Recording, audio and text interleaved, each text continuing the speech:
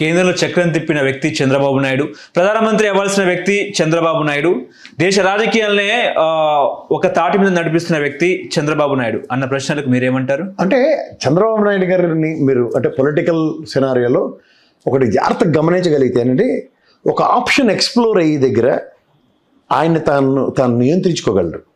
మీరు అన్నట్టు ప్రధానమంత్రిగా అతను పోర్ట్రేట్ అయ్యాడు అనుకోండి, ఎగ్జాంపుల్ ప్రధానమంత్రి అయిన అవకాశం కూడా ఉంది ఆయనకి. ఆ తరుణంలో కనుక ఆయన రాజకీయ సమాధి ఆ రోజుగా కట్టుకున్నట్లు లెక్క. ఎందుకు? ఫస్ట్ ఆఫ్ ఆల్ ఇక్కడ పార్టీ అతనిది కాదు, తెలుగుదేశం పార్టీని రామారావు గారి దగ్గర నుంచి తీసుకున్నారు. సో ఈ బేస్ ఎస్టాబ్లిష్ అయ్యేదాకా మొదట్లోనే ఆ స్టెప్ తీసుకున్నప్పుడు ఇక్కడ పార్టీలో సెకండ్ స్టింట్ ఆయన లాయలిస్ట్ ఎవరు లేరు. ఇప్పుడు ఉదాహరణకి లోకేష్ లాంటి వాడు ఉన్నాడు, మాటకు చెప్తున్నా. ఈ తరుణం ఆయనకి ఇప్పుడు వస్తే ఆపర్చునిటీ క్రియేట్ అయినట్టు. ఇక్కడ తన వారసుడు లేదంటే తనకు సంబంధించిన లెగసీ ముందుకు వెళ్ళడానికి ఒక ఆపర్చునిటీ ఉంది ఫ్యామిలీ పరంగా. అక్కడ ఆ హైపోథెటికల్ ఈక్వేషన్ లేదు. ఓకే. రెండోది, అక్కడ కనుక తను ఎక్స్ప్లోర్ అయ్యి ప్రధానమంత్రి అయితే తాత్కాలిక పీరియడ్, తర్వాత భవిష్యత్తు చాలా కష్టం. అప్పుడున్న కాంగ్రెస్ అతిరథ మహారథులతో ఎదుర్కోవడం ఉన్న దగ్గర ఈ కూటమి పరంగా ఇప్పుడు ఉదాహరణకి కాంగ్రెస్ అనే నేపథ్యం 150-200 సీట్లు కడిపి తర్వాత కూటమి నేపథ్యం అన్నది ఉండేది కాన్సెప్ట్. అయితే బీజేపీ కూడా ఇప్పుడు చూడండి రీసెంట్ పాస్ట్లో వాళ్ళు ఒరిజినాలిటీని ఎస్టాబ్లిష్ చేసుకుంటూ తర్వాత వాళ్ళకి అలైనెన్స్ పార్టీలతో అలానే గ్రూప్గా ఒక ఎన్డీఏ కూటమి లేదా ఐఎన్డీఏ కూటమి పెడుతున్నారు. ఇది చంద్రబాబు నాయుడు గారికి వచ్చేసరికల్లా స్టేట్ టెరిటరీలో ఈవెన్ సమైక్య రాష్ట్రంలో తీసుకున్న 42 స్థానాలకు పరిమితం అవ్వాల్సి వచ్చింది. 42తో దేశం 500 పైచిలకు 550 దగ్గర స్థానాలు ఉన్న పార్లమెంట్ని ఇతను శాసించగలడా అన్నది మొదట్లోనే ఆయన విజన్ ఆయనకి వరకే పరిమితం అవుతుంది. ఓకే. విజన్ 2020 నేను విజనరీ లీడర్ అంటే ఆయన గురించి ఆయన బాగా విజన్ చేసుకోగలడు. నెక్స్ట్ లెవెల్కి టేక్ ఆఫ్ అయ్యే దగ్గర వాట్స్ నెక్స్ట్ ఫ్యూచర్ అన్నది ఆలోచించగలడు. అదే ఆయన విజన్.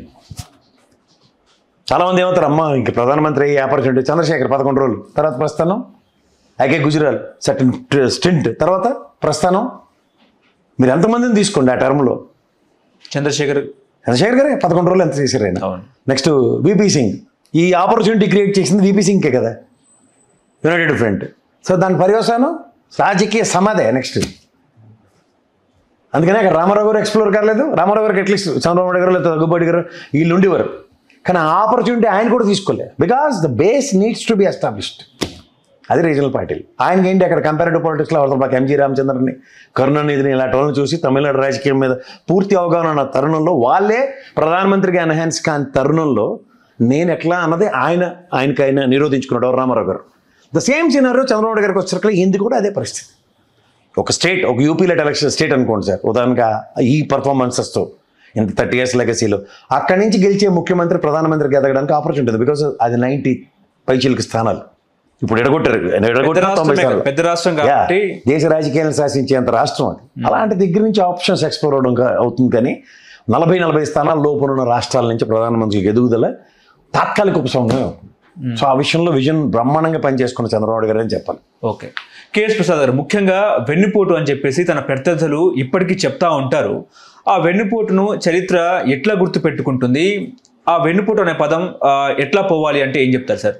ఇది వెన్నుపోటు అనే పదం అంటే నేను ఒకటి గుర్తుంచుకోండి, మనకి నన్ను ఎవడో పిల్లికల్లో లేకపోతే కేఎస్ ప్రసాద్ అని నన్ను ఎవడో పిలిచివాడు కదా, నేను కాలేజీలోని యూనివర్సిటీలో చదువుకున్నప్పుడు ఏదో పేరుతో పిలిచేవారు పెట్టినంతో.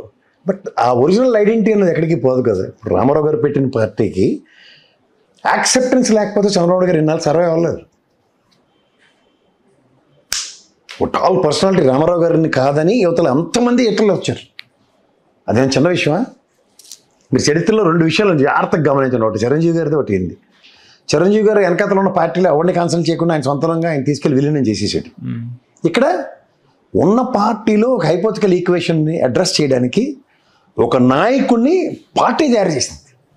ఓకే. ఆ టైంలో అశోక్ గజపతి రాజు గారికి ఆపర్చునిటీ ఉంది, చంద్రబాబు నాయుడు గారికి ఆప్షన్ ఉంది, దగ్గుబాటి వెంకటేశ్వర గారికి ఆప్షన్ ఉంది. పార్టీ ఇన్ కేస్ అంటే ప్రయారిటైజేషన్లో దగ్గుబాటి గారికి చంద్రబాబు గారికి అవకాశం ఇస్తూ ముందుకెళ్ళమంది. దగ్గుబాటి గారు చంద్రబాబు గారికి సపోర్ట్ చేశారు, చంద్రబాబు గారికి లీడర్షిప్ అని. ఇన్ కేస్ ఈ 2 కానప్పుడు పార్టీ దగ్గర ఆప్షన్ ఉంది, చంద్రబాబు ఎవరు అశోక్ గజపతి గారి రూపంలో. మీకు అర్థమవుతుందా? సో ఈ ఆప్షన్కి party and entire cadre prepare అయి ఉన్నప్పుడు మిగిలిన ఎవరు? ఇది లేదనుకోండి, ఓన్లీ చంద్రబాబు నాయుడు గారు నాదెండ్ల భాస్కర్ రావులాగా కనుక మడతెట్టేసాడు అనుకోండి అధికారం కోసం, అప్పుడు చెప్పిన ఆప్షన్స్ వేరు. ఇది చంద్రబాబు నాయుడు గారిది వెన్నుపోట కాదా అన్నది మాత్రం నేనైతే నా దృక్పథం ఇదే ఉంటుంది. కానీ వాళ్ళేమో పార్టీ పరిరక్షణ పేరుతో ఈ రకమైన కార్యక్రమం చేశామని చెప్పేసి బాలకృష్ణతో ఒక ప్రోగ్రాంలో కూడా చంద్రబాబు నాయుడు గారు చెప్పారు. మీకు తెలియదా ఆ రోజు ఏం జరిగిందో అన్నట్టు కూడా? అదే కదండి ఇప్పుడు నేను చెప్తుంది. రామారావు గారికి ఆయన యొక్క లీడర్షిప్ పార్టీ అనేది ఆయన ఒక్క నిర్ణయంతో పాటు మిగిలిన సమైక్య కుటుంబం అంతా ఆయన వెనకాతలు ఉందనుకోండి. అదేలే హరికృష్ణ గారు, బాలకృష్ణ గారు వీళ్ళందరూ, అప్పుడు మీరు నేను ఎవరు అల్లులు కొంప ముంచారని మీరు అన్నట్టు వెన్నుపోటని మాట్లాడచ్చు. కానీ ఎంటైర్ ఫ్యామిలీ కూడా ఇటే ఉంది కదా. అవునవును, entire family stood for Chandrababu Naidu గారు.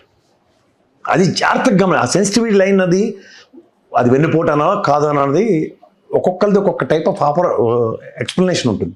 బట్ ఇందులో నిగూఢంగా ఉన్నది ఏంటంటే తనతో పాటు తన కుటుంబం రామారావు గారికి ఎప్పుడైతే లేదు అదర్ దాన్ లక్ష్మీపార్వతి. అసలు లక్ష్మీపార్వతి విషయంలోనే వీళ్ళందరికీ ఈ ప్రాబ్లం వచ్చింది.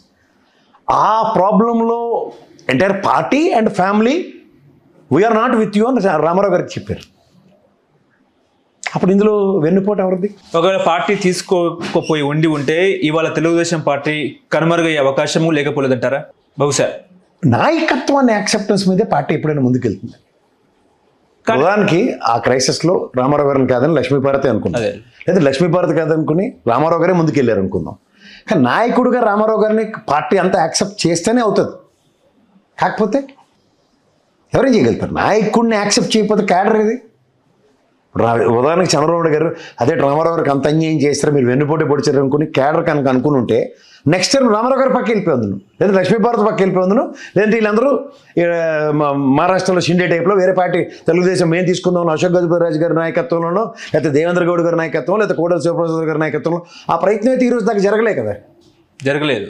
అంచేత దీన్ని మనం ఏ విధంగా ఎస్టాబ్లిష్ చేస్తాం ఉన్నది మనకు మనమే సమాధానం చెప్పాలి. బాబు గారు ఉన్నారు కాబట్టి జరగలేదు. అక్కడ రామారావు గారు ఉన్నప్పుడు జరగలేదు. బాబు గారు అంతకన్నా ఏమైనా తీసుమార్కానా?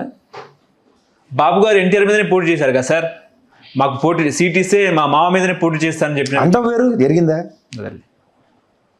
మీకు సార్ ఒకటి గుర్తు, నేను లేస్తే మనిషిని కాదు, నేను ఎదురు పడితే ఇప్పుడు పవన్ కళ్యాణ్ అంటుంటాడు అంటాను అరుపులు కేకలు. నిజంగా చూస్తే ఒరిజినాలిటీ ఏముంది? ఇదే స్టీల్ ప్లాంట్ విషయంలో కానీ సుగాల్ ప్రీతి విషయంలో ఒరిజినల్ ఏంటి బయటికి తీస్తే దమ్మిడికి పనికిరాదని పక్క తీసి పడేశారు. వాళ్ళ రాష్ట్రం అంతా అదే చర్చించుకుంటుంది.